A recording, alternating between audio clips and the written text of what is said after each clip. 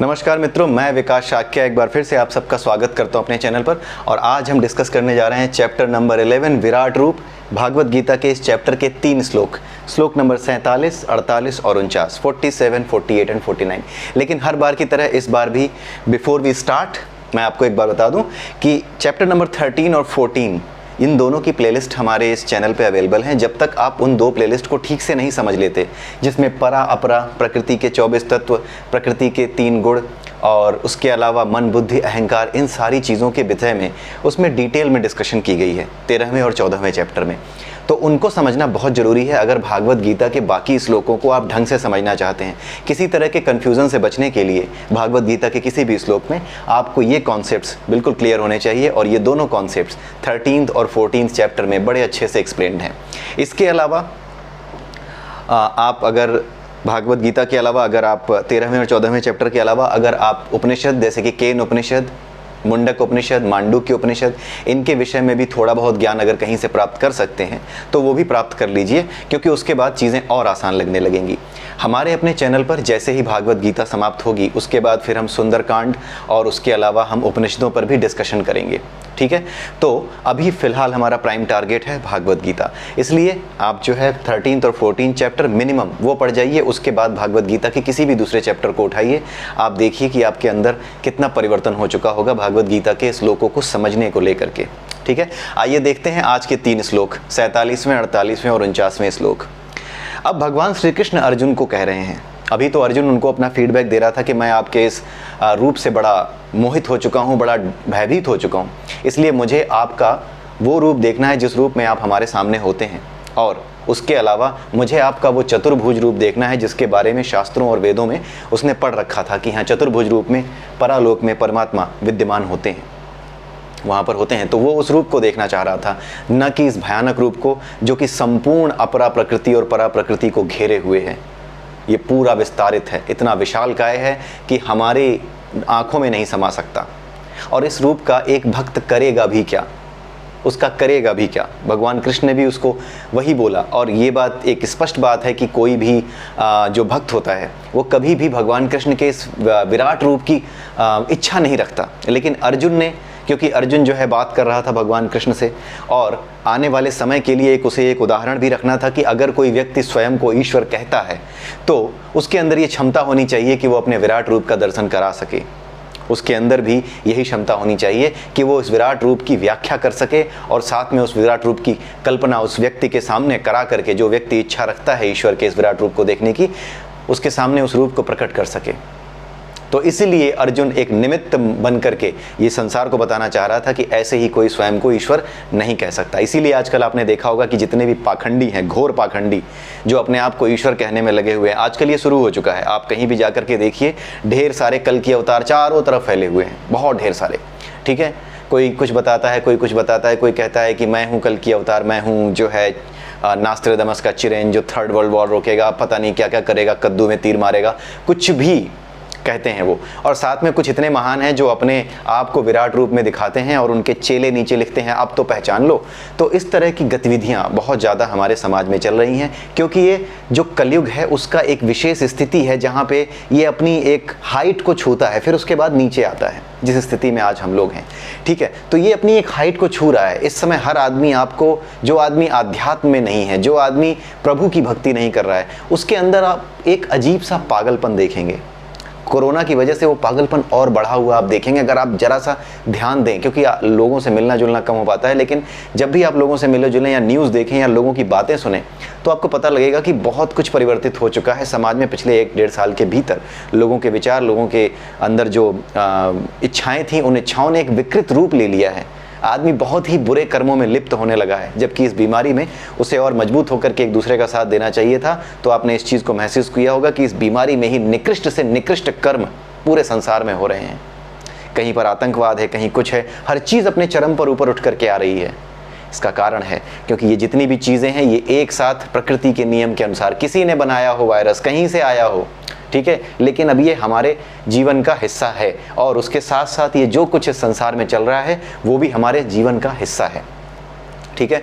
तो ये प्रकृति कुछ करते ही इस तरीके से है, हमें अपने आप को सावधान रखते हुए, सतर्क रखते हुए अपने आप का बचाव करना है। मास्क पहनिए, जो भी हैं, जो भी गाइडलाइंस दी जाती हैं सरकार के द्वारा उसको पूरी तरह से फॉलो कीजिए, ठीक है। लेकिन आपने देखा होगा कि इस पूरे के पूरे माहौल का प्रभाव सबसे ज़्यादा उन लोगों पर पड़ रहा है जो बहुत ज़्यादा मेटलिस्टिक थे। उनके अंदर अवसाद यानी कि डिप्रेशन की बातें बहुत ज़्यादा बढ़ती जा रही हैं, बहुत ज़्यादा डिप्रेशन के केसेस आने लगे हैं। डिप्रेशन की वजह से सुसाइड के केसेस बहुत से सुने होंगे जब ये कोरोना शुरू हुआ, और आज भी इस तरह की स्थितियां बनी हुई हैं, ठीक है। तो अब जो अर्जुन को भगवान अब अपनी तरफ से बता रहे हैं, अर्जुन जो बता चुका कि हाँ मुझे आपका ये रूप बड़ा डरावना लग रहा है, मुझे आप अपने एक तो चतुर्भुज रूप का दर्शन कराइए और फिर अपने रूप में वापस आइए। पिछले श्लोक में, पिछले वीडियो में हमने देखा। अब इस 47वें श्लोक में भगवान कृष्ण अर्जुन से कह रहे हैं कि मैं तुम पर बहुत प्रसन्न था और तुम्हारे कहने की वजह से, तुम्हारी इच्छा थी ये कि तुम मेरे इस विराट रूप को देखो, इसलिए मैंने तुम पर प्रसन्न हो करके अपना विश्व रूप तुम्हें दिखाया है। आज से पहले मेरा यह रूप किसी ने नहीं देखा था, जो कि बहुत ही विशाल है, असीम है और अनंत तेजोमय है। एक जगह संजय कह रहा था ना धृतराष्ट्र से कि करोड़ों सूर्य भी एक साथ अगर आकाश में प्रकट हो जाएं तो भी भगवान कृष्ण के इस रूप की समानता नहीं कर सकते। तो भगवान श्री कृष्ण वहाँ वही चीज़ यहाँ पर दोहरा रहे हैं कि मेरा ये असीम और तेजोमय रूप ये किसी ने आज तक नहीं देखा था। यानी अर्जुन की वजह से जितने भी देवी देवतागण यहाँ अपरापरा में मौजूद थे, उस समय में केवल और केवल अर्जुन की भक्ति की वजह से, एक भक्त की भक्ति की वजह से बाकी संसार का लाभ हुआ था, बाकी प्रकृति को भी लाभ हुआ था। सभी देवी देवता, यक्ष, गंधर्व सभी इस रूप को देख पा रहे थे केवल एक अर्जुन की वजह से। और आज के समय में केवल उसी एक अर्जुन की वजह से हम भी इस विराट रूप की व्याख्या पढ़ पा रहे हैं, समझ पा रहे हैं। तो अर्जुन हम सभी नरों का प्रतीक है। अर्जुन बनिए, अर्जुन जिसके अंदर जिज्ञासा है, जिसके अंदर समर्पण की भावना है, जिसके अंदर भक्ति की भावना है, जो अपना संपूर्ण अहंकार प्रभु के चरणों में समर्पित कर सकता है, अपने पूरे ज्ञान को किनारे रख सकता है। अर्जुन ने भी यही किया, वो बैठ गया हाथ जोड़ करके कि प्रभु मुझे कुछ समझ में नहीं आ रहा, मेरा ज्ञान खत्म हो चुका है, इस समय ज्ञान से जो मेरी बुद्धि बनी थी वो बुद्धि नष्ट हो चुकी है। मैं क्या करूं, लड़ाई करूं कि या फिर एक जो है सन्यासी बनकर के भीख मांगने निकल जाऊं, मुझे समझ में ही नहीं आ रहा है। उसने अपना सारा ज्ञान, अपने सारी तर्क शक्ति सब कुछ नीचे रख दिए और कृष्ण के आगे हाथ जोड़कर बैठ गया कि मेरे पास अब कुछ नहीं बचा है, न ज्ञान न सोचने लायक बुद्धि, आप ही मुझे रास्ता दिखाइए। इसे कहते हैं पूर्ण समर्पण, अपने ज्ञान, अपने अस्तित्व का पूर्ण समर्पण। मेरा ज्ञान, मेरा कर्म, मेरा धनुष, जो मेरा कर्म है उस धनुष तक को उसने रख दिया कि जब मैं बुद्धि से सोच ही नहीं पा रहा, अपने ज्ञान से कैसे मैं अपनी बुद्धि का इस्तेमाल करूं, इस युद्ध को करूं या ना करूं, ये निर्णय तक नहीं ले पा रहा, तो फिर ये धनुष, ये कर्म का जो साधन है, ये किस काम का? कर्म का साधन तो तब काम का है जब आप निर्णय सही तरीके से ले सको, ठीक है। जब निर्णय सही तरीके से नहीं ले सकोगे तो धनुष का क्या लाभ? कितने भी दिव्यास्त्र रख लो उसका क्या लाभ? तो उसके पास जितने दिव्यास्त्र थे, सब कुछ था उसके पास, लेकिन उसने सब कुछ नीचे रख करके कृष्ण के आगे हाथ जोड़ लिए। इसे कहते हैं संपूर्ण समर्पण। ये संपूर्ण समर्पण जो अर्जुन ने किया था, यही संपूर्ण समर्पण जब हम करते हैं तो भागवत गीता का ज्ञान हमें समझ में आने लगता है, और तभी भगवान की कृपा ऐसे भक्तों पर होती है। और ये कृपा का स्तर देखिए कि जो रूप किसी ने नहीं देखा था, वो रूप भगवान कृष्ण ने अर्जुन को दिखा दिया, ठीक है। और ये चीज़ यहाँ पर कहने के बाद अगले श्लोक में भगवान श्री कृष्ण कहते हैं कि मेरा यह रूप कोई देख क्यों नहीं सकता? उसका कारण है, उन्होंने कहा कि न तो कोई वेद पढ़ के, चारों वेद पढ़ने वाला बहुत बड़ा ज्ञानी, ठीक है, बहुत बड़े बड़े यज्ञ करने वाला, चाहे सतोगुण में यज्ञ करे, रजोगुण में यज्ञ करे, तमोगुण में यज्ञ करे, किसी भी तरह का जो यज्ञ है उसमें उसी तरह का फल मिलता है जिस तरह का यज्ञ करो। कहा जाता है कि सतोगुण में, कहा नहीं जाता है, सतोगुण में जो यज्ञ किया जाता है वही उत्तम होता है। किसी चीज़ के लिए मना नहीं किया है, कौन सा यज्ञ करने पे कैसा फल मिलेगा, कैसी स्थिति होगी, समाज की कैसी दुर्गति होगी, आपकी कैसी दुर्गति होगी, वो बातें सिर्फ लिखी हुई हैं। जैसे इंडियन पीनल कोड में सिर्फ ये लिखा हुआ है, किसी ने चोरी की तो ऐसा होगा, इतनी सजा होगी, मिनिमम इतनी होगी, मैक्सिमम इतनी होगी। कहीं इंडियन पीनल कोड में ये नहीं लिखा है कि भैया इसलिए चोरी मत करना। वो केवल एक संहिता है, अपराध संहिता। उसी तरीके से ये पूरी की पूरी भागवत गीता इस प्रकृति के नियम की व्याख्या करने वाली संहिता है, पूरी एक किताब है। जैसे भारतीय दंड संहिता है, आईपीसी, उसी तरीके से ये पूरी एक संहिता है जो इस प्रकृति की व्याख्या करती है। हमें क्या करना चाहिए, क्या नहीं करना चाहिए, इसकी व्याख्या नहीं करती। इसमें सिर्फ और सिर्फ ज्ञान दिया गया है कि ऐसा करोगे तो ऐसा होगा, ऐसा करोगे तो उधर गिरोगे, वैसा करोगे तो उधर गिरोगे, अगर मेरी तरफ देखोगे तो मुझ तक आओगे, फैसला तुम्हारा है कहाँ जाना है। ठीक है, कहीं ये नहीं लिखा कि हाँ तुम जो है ये मत करना वो मत करना। उन्होंने खुला छोड़ा है कि जो इस स्वभाव के होते हैं वो यही करेंगे। जब तक उन्हें मुझ पर विश्वास नहीं होगा तब तक वो आएंगे ही नहीं। कहीं पर भी ज़बरदस्ती नहीं की है कि नहीं उनको ज़रा मेरी तरफ भेजो, वो बेवकूफ़ हैं वो तो। ये तो ईश्वर का स्वभाव ही नहीं है। कर्म के लिए स्वतंत्र छोड़ा है ईश्वर ने। लोग कहते हैं कि ईश्वर ने दिया क्या है, ये आँखें, ये दोनों हाथ पैर, 4 पैरों पर आप नहीं चल रहे हो, एक मनुष्य का जीवन जी रहे हो और इसके बाद पूछ रहे हो कि ईश्वर ने तुम्हें दिया क्या है। कुछ इतने बड़े विद्वान हैं जो कहते हैं कि जब कोई अधर्म करता है, अन्याय करता है, तो ईश्वर उसे आकर रोक क्यों नहीं लेता।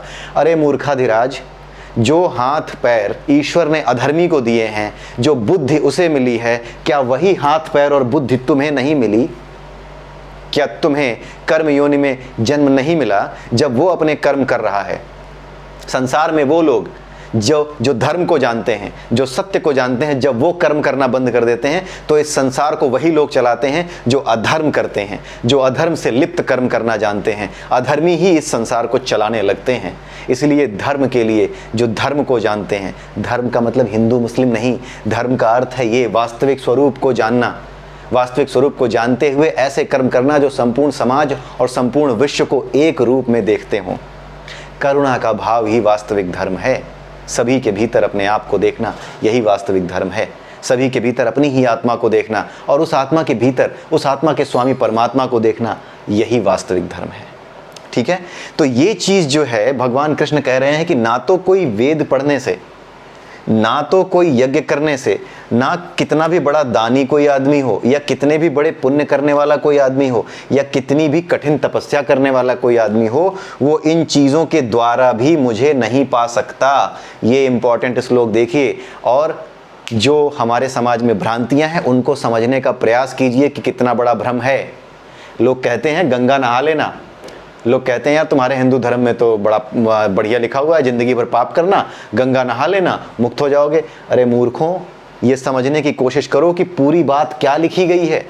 आधी अधूरी बातें करके एक एजेंडा चलाना, एक सनातन धर्म जो वास्तविक धर्म है संसार का, उसे नष्ट करने का प्रयास करना, ये उसी की तरह है जिस पेड़ पे बैठे हो, जिस डाल पे बैठे हो उसी डाल को काट रहे हो। ये इसकी तुलना, इस हरकत की तुलना आप इस तरीके से कर सकते हो। ठीक है, तो भगवान कृष्ण ये कह रहे हैं कि ना तो वेद पढ़ने से, न ज्ञान रखने से दुनिया भर का, ना दान करने से, ना पुण्य करने से, ना कठिन तपस्या से, किसी भी तरीके से मुझे पाया नहीं जा सकता। क्यों? इसका कारण है, भगवान कृष्ण ने सीधे बोला कि जब तक आसक्ति है, आसक्ति यानी किसी भी चीज़ को पाने की इच्छा, जब तक आसक्ति है, जब आप दान इसलिए कर रहे हो, यहाँ पर भगवान कृष्ण किसकी तरफ इशारा कर रहे हैं? उन लोगों की तरफ इशारा कर रहे हैं जो ये सोचते हैं कि दान पुण्य करूँगा या कठिन तपस्या करूँगा तो क्या होगा, ईश्वर मुझे मिलेगा। यानी क्या है, आपने आसक्ति किस में रखी है? ईश्वर में आसक्ति रखी है। आपको ईश्वर में आसक्ति रखनी ही नहीं है, आपको ईश्वर को पाना ही नहीं है। ईश्वर तो आपको प्राप्त है, परमात्मा तो आपको प्राप्त है, आपको उसे केवल देखना है, समर्पित होकर अपने ज्ञान चक्षु खोलने हैं, वो आपको प्राप्त है, आपको उसे प्राप्त नहीं करना है। इसी कंफ्यूजन को समझाने के लिए भगवान कृष्ण ने कहा है कि जो वेद अध्ययन करते हैं इस उद्देश्य से कि इतने वेद जान जाऊंगा, इतने श्लोक जान जाऊंगा, सब कुछ पढ़ लूंगा तो भगवान मुझ पे खुश होंगे, मुझे एक दिन मुक्ति मिल जाएगी। जब तक इच्छा है किसी भी तरह की, यहाँ तक कि मुक्त होने की इच्छा भी बंधन है। अष्टावक्र जी ने अष्टावक्र गीता में मुक्त होने की इच्छा भी एक बंधन है, इसको बड़े अच्छे से समझाया है। आने वाले समय में जब अष्टावक्र गीता हम पढ़ेंगे तो हम देखेंगे कि क्या मतलब है उसका। आइए देखते हैं। ये आपको समझ में आ गया होगा दान पुण्य और कठिन तपस्या से क्यों नहीं प्राप्त किया जा सकता। ऐसा क्यों कृष्ण भगवान ने कहा है? ऐसा इसीलिए कहा है क्योंकि अर्जुन की स्थिति इन लोगों से अलग थी। ये लोग वो हैं जो दान करके ये सोचते हैं ईश्वर मिलेगा, यानी ईश्वर को पाने के लिए वो दान कर रहे हैं। सतोगुण में वो पुण्य कर रहे हैं, पुण्य कर्म कर रहे हैं, यज्ञ कर रहे हैं। सतोगुण में संसार के लिए अस्पताल और दुनिया भर का दान दे रहे हैं। और इच्छा क्या है कि ईश्वर को पा जाऊंगा।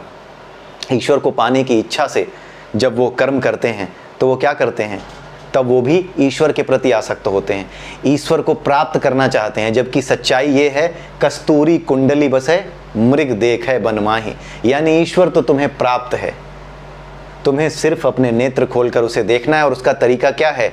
योग करो, जुड़ जाओ। इसीलिए कर्म के साथ योग है, ज्ञान के साथ भी योग की बात की गई है। और भक्ति के साथ भी योग की बात की गई है। यानी जुड़ जाओ, योग का अर्थ है जुड़ जाओ इस संपूर्ण प्रकृति से। संपूर्ण प्रकृति से जुड़ने का अर्थ, एक दिन हमने योग का अर्थ समझा था, जैसे मंदिर जाने वाले के साथ जुड़ने का अर्थ क्या है कि जैसे वो रोज मंदिर जाता है उसी तरीके से मैं भी उठकर उसी समय आरती के समय पहुंच जाऊं। क्या हो गया, सब एक निश्चित समय पर एक जगह पर मिलने लगे। ये क्या है, योग का अर्थ क्या है, जुड़ना। और जुड़ते हैं, कैसे जुड़ते हैं, ये पूरी की पूरी जो यूनिवर्स है, पूरा यूनिवर्स, यहाँ पे जितनी भी घटनाएं हैं ये अपने आप को बार बार दोहराती हैं। एक सिंपल हार्मोनिक मोशन या फिर एक पीरियोडिक मोशन करती रहती हैं। एक निश्चित समय पर जाड़ा, गर्मी, बरसात सब कुछ आती है, पीरियोडिक मोशन है। इसको simple harmonic motion of time भी कह सकते हैं। टाइम को अगर हम एक चीज़ मान लें तो ये टाइम एक सिंपल हार्मोनिक मोशन कर रहा है और उसके अकॉर्डिंग सारे के सारे जो ऋतुएं हैं, गर्मी, बरसात, जाड़ा, ये सब चेंज हो रहे हैं। ठीक है, तो जब आप योग कर लेते हो यानी इस संसार से, इस प्रकृति से जुड़ जाते हो और जिस तरीके से ये प्रकृति काम करती है, जैसे प्रकृति का एक अंग हम ले लेते हैं अग्नि, आप उसको आग लगाइए, अग्नि प्रज्वलित कीजिए, वो कभी मना नहीं करती कि मैं नहीं जलूंगी। अगर सही वातावरण है, आप उस अग्नि के जलने के लिए सही वातावरण है तो वो अग्नि जलती है और जलती ही रहती है जब तक उसमें तेल है, जब तक कि उसके अनुकूल वातावरण है। वो अपनी मर्जी से नहीं कहती नहीं मैं बुझ जाऊंगी। इसका अर्थ ये है कि हमें ईश्वर ने जो बनाया है तो हमें ईश्वर अपना हर कर्म ईश्वर का कर्म समझते हुए करना चाहिए। और जब हम इस तरीके से कर्म करते हैं तो कोई कर्म हमारा गलत नहीं होगा। और ईश्वर के कर्म क्या होते हैं वो यहाँ बताया गया है भागवत गीता में कि ईश्वर कर्म करता कैसे है। असल में वो हर चीज़ का कारण है, करता तो वो कुछ है ही नहीं। कारण होने की वजह से वही वास्तविक करता है, लेकिन सचमुच में वो कुछ नहीं करता। वो हमारे माध्यम से, यानी प्रकृति के 3 गुणों के अंतर्गत जब हम फंसते हैं तो उन्हीं गुणों में फंस करके हम कुछ ना कुछ अच्छे बुरे कर्म करते हैं। और ये सारे गुण किसके बनाए हैं, परमात्मा के ही बनाए गुण हैं। इसलिए उन गुणों के माध्यम से अप्रत्यक्ष रूप से वो हमारे माध्यम से ही कर्म करता है। इसलिए हमें प्रकृति को निहारना चाहिए। सूरज को देखो, अग्नि को देखो। सूरज कितनी भी समस्या हो जाए, रोज सुबह अपने समय पर, एक समय पर आपको उगता हुआ दिखाई देगा। यानी धरती एक निश्चित चाल से घूम रही है, उस घूमने की प्रवृत्ति को छोड़ती नहीं। आग वो जलती है, जब तक तेल है दिए में तब तक वो जलता है, जब तक उसके लिए अनुकूल परिस्थितियां हैं वो जलता है, वो मना नहीं करता। अर्थात जब तक आपके भीतर प्राण है तब तक मनुष्य होने का हक अदा कीजिए, मनुष्यता का हक अदा कीजिए। भागवत गीता से ईश्वर के स्वरूप को समझिए और उस स्वरूप को समझते हुए जब आप ये समझेंगे कि कर्म कैसे करने चाहिए तो आप ये जान जाएंगे कि किसी तरह की इच्छा को रखे बिना सिर्फ इस जीवन का आनंद लेते हुए कर्म कीजिए। अधिक से अधिक चीज़ें करिए, अपने काम में डूब जाइए। अगर कर्मयोगी हैं काम में डूब जाइए, ज्ञान योगी हैं तो ज्ञान में डूब जाइए, लेकिन उसका लक्ष्य परमात्मा। ऐसा नहीं कि मैं भगवान को पालूंगा। तुम पाने वाले कौन होते हो? वो तुम्हें देखता है कि तुम इस लायक हुए हो या नहीं कि तुम उसकी तरफ आ सको। हम नहीं पाते, हमारी औकात नहीं है, हमारी क्षमता नहीं है कि हम उसे पा सकें। वो तय करता है कि कौन है, किसका समर्पण का स्तर कैसा है। वो जान जाता है कि जिसके समर्पण का स्तर ऐसा है कि वो मुझ तक आ सकता है तो वो आ जाता है। एक बार मैंने बताया था कि अपरा में आप ये समझ लीजिए कि मनुष्य क्या है। अगर आप अपरा को पानी समझें और परा को क्या समझें, तेल समझें, तो पानी के ऊपर तेल तैर रहा है, दोनों आपस में मिलते नहीं हैं। अब आप एक कल्पना कीजिए कि परा में से एक तेल की बूंद अपरा में आ गई है, यानी आपकी आत्मा यहाँ आ गई है। और ये आत्मा किससे घिर गई है? पानी की एक और बूंद से, बुलबुले से घिर गई है। और उस बुलबुले के भीतर आप ये समझ लीजिए कि एक बुलबुला है, उस बुलबुले के भीतर, ये पानी का बुलबुला है, उसके भीतर तेल का बुलबुला बैठा हुआ है, जो परमात्मा से जिसकी तुलना आप कर सकते हैं, आत्मा से जिसकी तुलना आप कर सकते हैं। ये बुलबुला पानी के बुलबुले, ये पानी का बुलबुला क्या है? ये शरीर के 5 कोष की तरह आप समझ सकते हैं। तो पानी का ये बुलबुला जो आत्मा है, इसके ऊपर सारे के 5 के 5 कोष, सारे के सारे कोष इसके ऊपर तैयार हैं, यानी एक पूरा एक शरीर है। अब इसके अंदर आत्मा एक तेल की बूंद की तरह बंद है। जब आदमी अपनी सारी इच्छाओं को, अन्नमय, प्राणमय, ठीक है, मनोमय कोष से सारी इच्छाएं, जितनी वासनाएं हैं, सबका त्याग कर देता है, ये सारे के सारे जो कोष हैं, जब ये किसी काम के नहीं रह जाते, आपके ऊपर इनका कोई इनका कोई अर्थ नहीं रह जाता सारी वासनाओं के खत्म होने की वजह से, तो ये पानी, ये जो तेल की बूंद है वो क्या होती है? सारे के सारे ये जितने भी हैं ये कोष, अन्नमय, प्राणमय, मनोमय कोष के टूटते ही सारे कोष टूट जाते हैं। मनोमय कोष जैसे ही वासनाओं को छोड़ता है वैसे ही सारे कोष टूट जाते हैं। और टूटते ही क्या होता है? आपका ज्ञानमय कोष, जब ज्ञान का उद्देश्य केवल और केवल आपके बुद्धि के अनुसार आपको कर्म करना रह जाए, ये न रह जाए कि मुझे ईश्वर को प्राप्त करना है, तब ये ज्ञानमय कोष भी टूट जाता है। अहंकार का टूटना ही कोशों का टूटना है। कोशों के टूटने का अर्थ है अहंकार का टूटना, मोह का टूटना। ठीक है, मोह के टूटते ही हर कोश टूटता है। हर कोश टूटते ही बाद में क्या होती है, तेल की बूंद बचती है, बाकी सारा पानी का जितना बुलबुला था ऊपर ना, वो गायब हो जाता है। अब जरा सोचिए, अगर पानी का सारा बुलबुला गायब हो जाए जो तेल की बूंद के चारों ओर था, तो तेल की बूंद क्या यहाँ रहेगी अपरा में? नहीं, ये तेल की बूंद कहाँ पहुँचेगी? सीधे परा में चली जाएगी। यही बताया जा रहा है मेटाफोरिक वे में। भगवान कृष्ण यही कह रहे हैं कि जो अपना संपूर्ण त्याग कर देता है, संपूर्ण आसक्तियों का त्याग कर देता है, केवल उसे ही मेरा स्वरूप या मैं प्राप्त होता हूँ। ठीक है, यही चीज़ यहाँ पर बताई गई है कि दान पुण्य करने से कोई ये सोचे कि कठिन से कठिन दान करूँगा, बड़े से बड़ा दान करूँगा, कठिन से कठिन तपस्या करूँगा और ईश्वर को पालूंगा, तो ऐसा नहीं होता। ठीक है, आपको आसक्ति का त्याग करना पड़ता है। और अर्जुन ने क्या किया? आसक्ति ही त्याग दी थी। ठीक है, अर्जुन ने आसक्ति ही त्याग दी थी, अपने सारे ज्ञान सब कुछ छोड़ छाड़ के वो बैठ गया था कृष्ण के चरणों में। मतलब उसके पास कुछ नहीं था, पूरा दिमाग उसने खाली कर दिया, क्योंकि उसे समझ में आ गया कि मैं निर्णय ही नहीं ले पा रहा हूँ, तो मेरे ज्ञान, मेरे इस धनुष और जो कुछ भी मेरे पास है उसका क्या अर्थ है? अब मुझे रास्ता दिखाने के लिए कौन बचा है? वही जो सामने है, परमात्मा। ठीक है, तो ये चीज़ है। अब 49वें श्लोक में भगवान कृष्ण अर्जुन से कह रहे हैं कि तुम, ये बहुत सिंपल सा श्लोक है, इसमें समझाने लायक कुछ नहीं है। भगवान कृष्ण कह रहे हैं कि तुम मेरे इस भयानक रूप से क्या हो गए हो? अत्यंत विचलित और मोहित हो गए हो, तुम्हें डर लग रहा है इस विराट रूप से। ठीक है, इसीलिए अब मैं इस रूप को समाप्त करता हूँ और तुम समस्त चिंताओं से मुक्त हो जाओ। अब उन्होंने उसको बोल दिया कि अब तुम्हें कोई चिंता नहीं होनी चाहिए, अब तो तुमने ये भयानक रूप भी देख लिया और तुम ये भी जानते हो कि मैं ही वो हूँ जो वो चतुर्भुज रूप प्रकट कर सकता है और वापस अपने वास्तविक रूप में आ सकता है। तो इसलिए मैं अपने इस रूप को समाप्त करता हूँ और मेरा इस रूप देखने के बाद, उस रूप को देखने के बाद तुम चिंताओं से मुक्त हो जाओ। ये तो होना ही है जो मैंने तुम्हें दिखा दिया है। ठीक है, इसलिए तुम शांत चित्त से अब मेरा इच्छित रूप देख सकते हो। तो अब भगवान कृष्ण अर्जुन से कह रहे हैं कि अब तुम मेरा वो रूप देखना जो तुम देखना चाहते हो। पहले चतुर्भुज रूप, उसके बाद अपने वास्तविक रूप में, जैसे वो अर्जुन के सामने थे। अगर कोई व्यक्ति कितना भी बड़ा आदमी हो, IAS हो, PCS हो, कुछ भी हो, लेकिन उसे, उसकी जो माँ है वो IAS से प्यार नहीं करती, वो अपने बेटे से प्यार करती है, तो जो स्नेह का नाता है वो किसी पद का मोहताज नहीं होता। वो पद से प्रेम नहीं करता। स्नेह, वास्तविक स्नेह कभी भी पद से प्रेम नहीं करता। वो प्रेम का एक ऐसा बंधन होता है, एक ऐसा नाता होता है जो स्वाभाविक होता है। ठीक है, तो जब ये स्वाभाविक नाता, प्रेम के स्वाभाविक स्वरूप को जो माँ अपने बेटे से करती है, चाहे वो कितना भी बड़े IAS और PCS ऑफिसर क्यों ना बन जाए, वो जो स्वाभाविक प्रेम का नाता है, जब कोई व्यक्ति इस वास्तविक प्रेम को समझ जाता है, तब वो भक्ति को समझ जाता है। ईश्वर के साथ भक्ति करना किसे कहते हैं, उसे धीरे धीरे समझ में ये बात आने लगती है। ठीक है, तो आज के लिए ये तीनों श्लोक इस वीडियो के लिए। अगले वीडियो में हम फिर मिलेंगे 3 नए श्लोकों के साथ। तब तक के लिए हरे कृष्णा, नमस्कार।